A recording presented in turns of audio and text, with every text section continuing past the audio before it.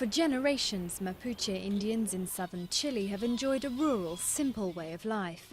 Communities live off the land, their survival based on traditional agriculture, fishing, farming, collecting food and wood from the forests.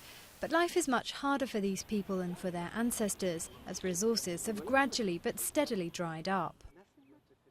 There are 60 families in our community sharing 30 hectares of land. Each family has an average of at least 3 or 4 children. By the end of the 19th century, the state had annexed about 90% of Mapuche ancestral territories, which once stretched over some 10 million hectares.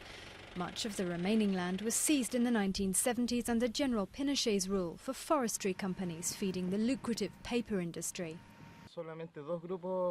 2 companies alone currently hold nearly 2 million hectares, and yet a community of more than 1 million people who identify themselves as Mapuche only have the right to 600,000 hectares.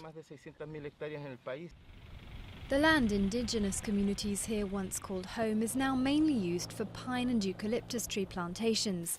These species have high water intake and can suck up much of the ground and surface reserves, leaving surrounding areas depleted and less fertile. Youngsters in particular are leaving the forest in search of a better life in the city.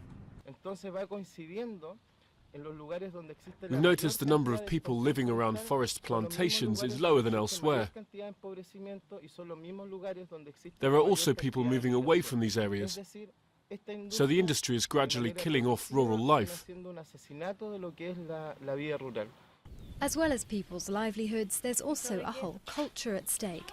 The use of traditional Mapuche medicine, for example, is dying out.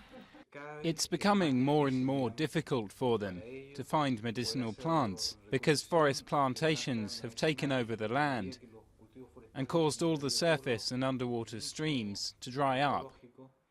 Chile's forest industry is vital to the country's economy, contributing more than 3% to national GDP. But its cost to the Mapuche communities has been high.